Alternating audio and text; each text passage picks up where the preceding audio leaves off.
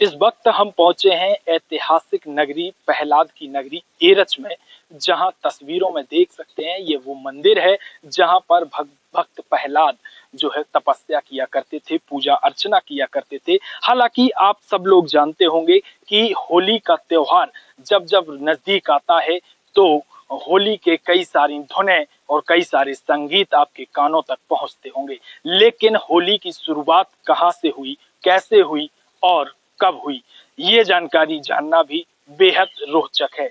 हालांकि इस वक्त भारत एक्सप्रेस की जो टीम है वो उस पर्वत के पास पहुंची है जहां पर भक्त प्रहलाद तपस्या किया करते थे और हिरण्यकश्यप ने उन्हें इसी पर्वत से नीचे फेंका था। तस्वीरें देख पा रहे होंगे, सामने जो पर्वत है ये वही पर्वत है जिस पर भक्त प्रहलाद तपस्या करते थे और राक्षस हिरण्यकश्यप ने प्रहलाद को इस पर्वत से नीचे फेंका था। हालांकि हम वो तस्वीरें भी आपको दिखाएंगे कि जब प्रहलाद को हिरण्यकश्यप ने फेंका तो वह किस कुंड में गिरे और फिर आगे क्या हुआ, ये सारी जानकारी हमारी देखिए खास रिपोर्ट भारत एक्सप्रेस पर।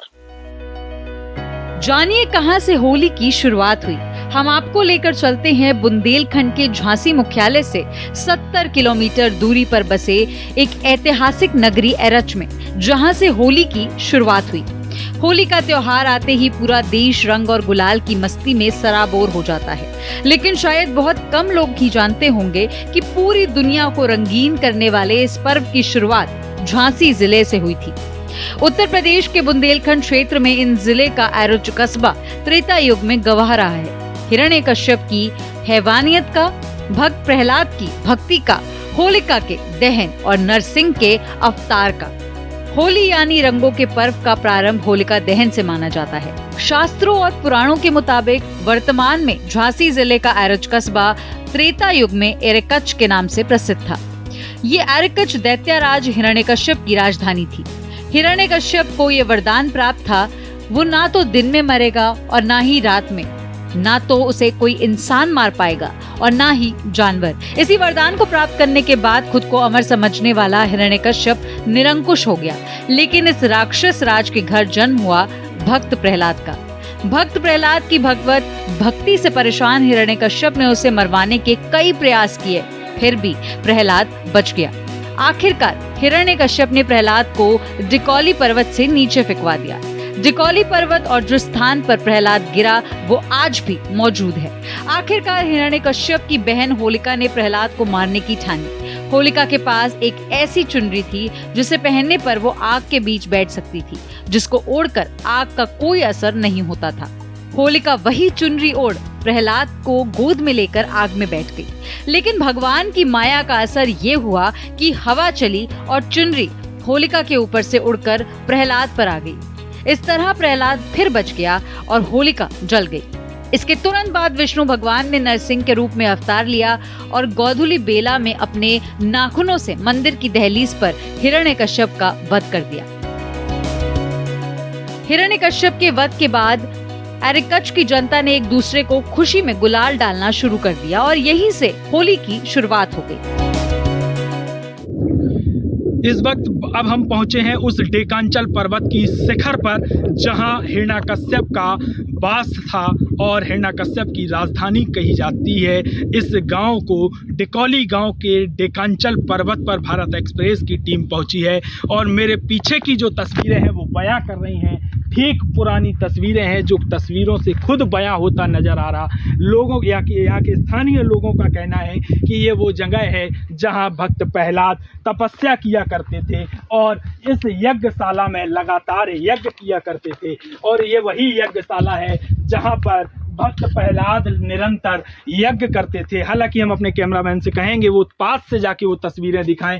हालांकि पुराने अवशेष हैं, पुरानी इमारतें हैं, तस्वीरें खुद बयां करती नजर आ रही हैं कि ये वो यज्ञशाला है जहां पर भगवान प्रहलाद निरंतर यज्ञ करते थे। हालांकि अगर हम बात करें यहाँ के स्थानीय लोगों की तो स्थानीय लोग जिस तरह बताते हैं कि ये जो यज्ञशाला है यहाँ से लेकर जब हिरण्यकश्यप ने भगवान प्रहलाद को नीचे फेंका तो ये वो रास्ता है जहाँ से लुढ़कते हुए भक्त प्रहलाद नीचे जा गिरे।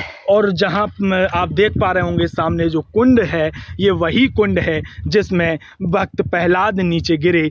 और अब हम बात करेंगे उस होली के त्यौहार की, क्योंकि जिस तरह होलिका का जलन हुआ, होलिका प्रहलाद की बुआ और बुआ अपने भतीजे को गोद में लेकर बैठी और जल जाती हैं, लेकिन भक्त प्रहलाद बच जाते हैं। तब से लेकर होली का जो त्यौहार है वो मनाया जाता है। होली के इस महापर्व पर कई कथानकों के सैकड़ों प्रमाण हैं, जिसके बुंदेलखंड के इस एरच कस्बे में मौजूद है। डिकौली पर्वत तो प्रहलाद को फेंके जाने की कथा बयां करता ही है। बेतवा नदी का शीतल जल भी प्रहलाद को हर पल स्पर्श कर खुद को धन्य समझता है। होलिका के दहन का स्थान हिरण्यकश्यप के किले के खंडहर और कस्बे में सैकड़ों साल पुराना नरसिंह मंदिर सभी घटनाओं की पुष्टि करते हैं। भक्त प्रहलाद के बारे में आपने सुना होगा, लेकिन भारत एक्सप्रेस की टीम प्रहलाद नगरी में पहुंची है और इस वक्त मौजूद है उस ढेकांचल पर्वत के समीप, जहां पर भक्त प्रहलाद लगातार तपस्या किया करते थे। हालांकि तस्वीर में देख सकते हैं जो ये गुफा है, ये वही गुफा है जिस गुफा में बैठकर भक्त प्रहलाद निरंतर अपनी तपस्या किया करते थे। और भगवान प्रहलाद की जो तपस्या है वह हिरण्यकश्यप को गुजार नहीं देती थी और हिरण्यकश्यप ने प्रहलाद का वध करने का ठान लिया। अब आगे जो होता है उसको सोच और सुन आप भी हैरान हो जाएंगे। जब हिरण्यकश्यप ने प्रहलाद को फेंकना चाहा और फेंकने के आदेश दिए, तब प्रहलाद इस पर्वत के ठीक नीचे बनी जो कुंड है उसमें गिरते हैं, जहां उनके चरण आज भी मौजूद हैं। हालांकि अगली तस्वीरों में हम वो चरण और वो कुंड भी आपको दिखाएंगे। और मेरे ठीक सामने जो देख रहे हैं ये नरसिंह भगवान का जो मंदिर है, जहां जिस तरह आपने सुना होगा कि भक्त के बस में भगवान होते हैं और जब भक्त पर कोई संकट आता है तो भगवान स्वयं उस संकट को दूर करने के लिए स्वयं पृथ्वी पर आते हैं। तो ठीक कुछ ऐसा ही हुआ इस नगरी में। जब प्रहलाद को हिरण्यकश्यप से बहुत ज्यादा संकट पड़ा तो भगवान विष्णु ने स्वयं नरसिंह भगवान का अवतार लिया और हिरण्यकश्यप का वध किया। तो ये वही नरसिंह भगवान का मंदिर है जिन्होंने राक्षस हिरण्यकश्यप का वध किया। इसके साथ ही यहाँ खुदाई में मिली प्रहलाद को गोद में बिछाए होलिका की अद्भुत मूर्ति, हजारों साल पुरानी ये मूर्ति शायद इस कस्बे की गाथा बयां करने के लिए ही निकली है। कथान को मुताबिक हिरण्यकश्यप 43 लाख वर्ष पूर्व एरच में राज्य करता था। बुंदेलखंड का सबसे पुराना नगर एरच ही है। श्रीमद् भागवत के दूसरे सप्तम स्कंद के दूसरे से 9वें और झांसी के गजेटियर में पेज संख्या 339 में भी होली की शुरुआत से जुड़े प्रमाण दिए गए हैं। प्रहलाद का लड़का बैरोचन, बैरोचन का लड़का राजा बलि। अभी आप जब होली आएगी, दिवाली, तो मोनिया खेलते हैं, इसको तो जानते होंगे आप। तो मोनिया में जो बरेदी होता है, मोनिया नचाने वाला, वो एक दोहा गाता है, देवाई। क्या देवाई?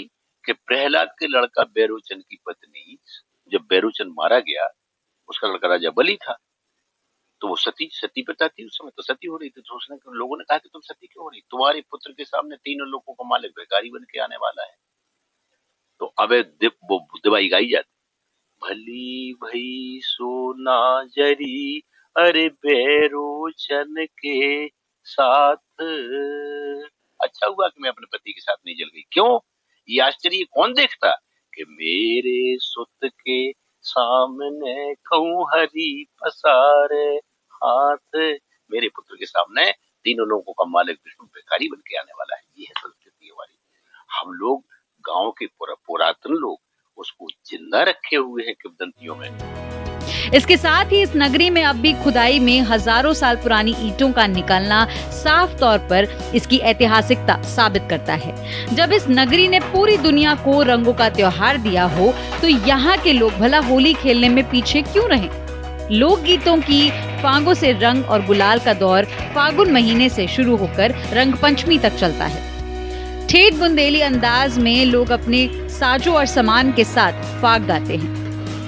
इसी के साथ महसूस करते हैं उस गर्व को जो पूरी दुनिया को रंगों का त्योहार देने वाले इस कस्बे के निवासियों में होना लाजमी है कि जब होलिका जल गई और प्रहलाद बच गया तो देव और दानवों में अब उसका बेहद, तभी तो यार उसकी होली खेली जाती है, परमा को गिलाए की, मतलब एक शोक मनाया जाता। उसी समय से प्रहलाद चूंकि राजा हो गया था तो जितने देवता और दानव में एक पंचायत हुई, दोनों ने एक दूसरे को रंग गुलाल लगाया। रंग पंचमी के दिन उसी समय से होली का त्योहार शुरू होता है। जिस तरह दुनिया के लोग ये नहीं जानते कि होली की शुरुआत झांसी से हुई, उसी तरह दर्शकों को ये जानकर हैरानी होगी कि आज भी बुंदेलखंड में होली जलने के तीसरे दिन यानी दोज पर होली खेली जाती है, क्योंकि हिरण्यकश्यप के वध के बाद अगले दिन एरेकच के लोगों ने राजा की मृत्यु का शोक मनाया और एक दूसरे पर होली की राख डालने लगे। बाद में भगवान विष्णु ने दैत्यों और देवताओं के बीच सुलह कराई। समझौते के बाद सभी लोग एक दूसरे पर रंग गुलाल डालने लगे। इसीलिए बुंदेलखंड में होली के अगले दिन कीचड़ की होली खेली जाती है और रंगों की होली दोज के दिन खेली जाती है। और एक दिन पूरी दुनिया को ये एहसास हो जाएगा कि बुंदेलखंड के लोग ही संसार के पुराने लोग हैं। उनके अंदर शौर्य, पराक्रम, राष्ट्रवाद और आध्यात्मिकता ओतप्रोत करके भरी है। और एक दिन ऐसा आएगा, अभी जैसे उत्तर प्रदेश सरकार के माननीय मुख्यमंत्री जी ने एरज महोत्सव पे पहले 5 लाख रुपए स्वीकृत किया था, अब 10 लाख रुपए खर्च होने लगा। 3 दिन का उत्सव मनाया जाता है। हम मांग करते हैं आपके माध्यम से उत्तर प्रदेश सरकार से, भारत सरकार से, कि उसको पर्यटन के रूप में घोषित किया जाए और दुनिया का सबसे पुराना नगर घोषित किया जाए, ताकि संसार के लोग आकर के देखें कि संसार की प्रेम, सद्भाव, रंग गुलाल का त्योहार कहाँ से शुरू हुआ। यही हमारा कहना है। और ऐसी मान्यता है इस जगह की, लोग स्थानीय लोगों की बात करें या हम गजिएटर की बात करें तो झांसी के गजिएटर में भी ये चीज दर्शाई है कि यहाँ जो देवताओं की पंचायत हुई और उस पंचायत में एक दूसरों की बुराई को मिटाने के लिए एक दूसरे देवताओं को रंग लगाया गया, जिससे बुराई की नफरत जो है वो दूर हो और तब से लेकर होली की परंपरा प्रारंभ हुई। एरज कस्बे में 5 दिवसीय होली महोत्सव 21 से 25 मार्च तक मनाया जाएगा। शासन द्वारा होली महोत्सव के लिए 10 लाख की धनराशि मुहैया कराई जाती है, जिसमें पर्यटन विभाग के निर्देशन और भक्त प्रहलाद जन कल्याण संस्थान के संयोजन में आयोजन किया जाता है। 21 मार्च को भक्त प्रहलाद की भव्य शोभा यात्रा के साथ महोत्सव का आगाज होगा। 22 को बेबी इमरान की टीम द्वारा बुंदेली राय नृत्य एवं रात्रि कवि सम्मेलन होगा। 23 को रंगोली प्रतियोगिता, रात्रि में सितार वादक सरजू शरण पाठक द्वारा शास्त्रीय संगीत एवं भजन की प्रस्तुति होगी। 24 को लोकगीत एवं संजू बघेल द्वारा आल्हा भजन गायन। 25 को अखिलेश अलक एवं राधिका प्रजापति द्वारा लोकगीत एवं राय नृत्य के साथ रात्रि में भक्त प्रहलाद नाट्य मंचन की प्रस्तुति होगी। कि होली की जो शुभारंभ है, होली की शुरुआत है, वो ठीक इसी गांव से हुई। यहाँ के ग्रामीणों ने लगातार बताया, ग्रामीणों के और बाशिंदों का कहना है कि यह वो ऐतिहासिक नगरी है, यह वो प्रहलाद की नगरी है जहाँ से होली की शुभारंभ हुई। क्योंकि अक्सर जब जब होली की शुरुआत होती है तो कानों में जूं आती है कि कई होली के ऐसे गीत हैं। अगर आपने सुना होगा कि होली खेले रघुवीरा रे अवध में होली खेले रघुवीरा, तो होली की जो शुरुआत है वो ठीक इसी गांव से हुई। ठीक मेरे पीछे आप देख पा रहे होंगे जो पर्वत था, जिस पर्वत की अभी मैंने तस्वीरें आपको दिखाई, ये वही पर्वत की तस्वीरें थी जहां से होलिका दहन हुआ और होली का आगाज हुआ। विवेक राजौरिया, भारत एक्सप्रेस, झांसी।